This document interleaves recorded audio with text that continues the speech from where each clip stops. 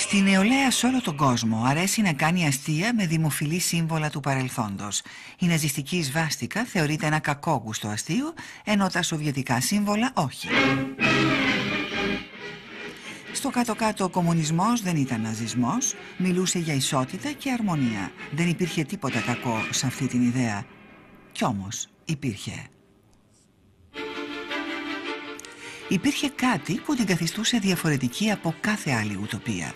Ο Λένιν πίστευε σε αυτό που αποκαλούσε πάλι τον τάξιον, που σημαίνει ότι η απόλυτη αρμονία μπορεί να επιτευχθεί μόνο εάν ορισμένες ομάδες ανθρώπων σκοτωθούν. Κρέμασαν τουλάχιστον 100 κουλάκους, εκτέλεσαν τους ομήρους. Κάντε το με τέτοιο τρόπο ώστε οι άνθρωποι να τους βλέπουν σε εκατοντάδες χιλιόμετρα και να τρέμουν. Λένιν. Το 1917 οι κομμουνιστές κατέλαβαν την εξουσία. Ο Λένιν είχε τώρα την ευκαιρία να εφαρμόσει το μαρξισμό στην πραγματική ζωή. Η γέννηση του νέου ανθρώπου ήταν ο απότερος στόχος του μαρξισμού, η αναπαραγωγή μιας νέας επαναστατικής μορφής ανθρώπου που θα σκέφτεται, θα μοιάζει και θα ενεργεί διαφορετικά. Οι κομμουνιστές δεν ήταν μόνοι σε αυτό το εγχείρημα.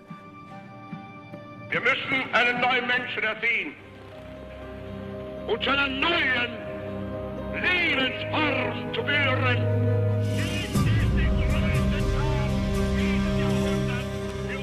Ο εθνικοσοσιαλισμός του Χίτλερ ήθελε επίσης να δημιουργήσει ένα νέο άνθρωπο.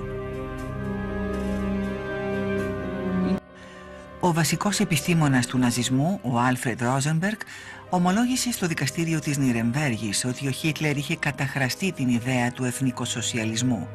Πράγματι, η ιδέα κατά την ναζιστική άποψη δεν ήταν τελικά τόσο κακή. Υγιείς, όμορφοι, ξανθοί και ευτυχισμένοι άνθρωποι. Μια μελλοντική κοινωνία χωρίς ανθρώπους με ειδικές ανάγκες ή Εβραίους. Σχεδόν ένας παράδεισος. Για κάποιο λόγο ο εθνικοσοσιαλισμός δεν λειτουργήσε, όπως και ο σοβιετικός σοσιαλισμός.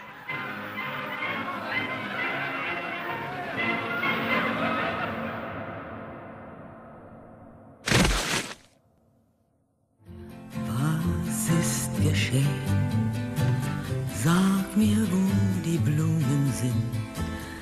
Mädchen pflückten sie. Και οι δύο άφησαν χιλιάδες μαζικούς τάφους, εκατομμύρια δολοφονημένους. Ήταν σύμπτωση. Wann wird man je? Η θεωρία του Μάρξ και του Έγγελς μελετήθηκε προσεκτικά από τον Λένιν, τον άνθρωπο που δημιούργησε την πρώτη μαρξιστική χώρα στον κόσμο.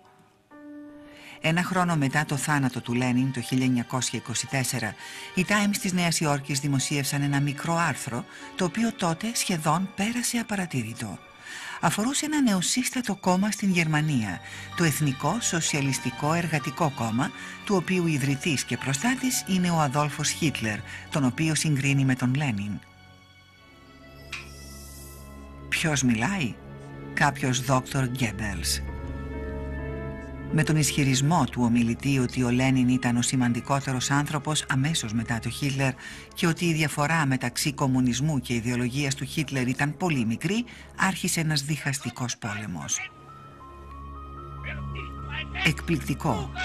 Ο μελλοντικός υπουργός προπαγάνδας, ο Γκέμπελς, έλεγε ανοιχτά ότι η διαφορά μεταξύ κομμουνισμού του Λένιν και ιδεολογίας του Χίτλερ ήταν πολύ μικρή.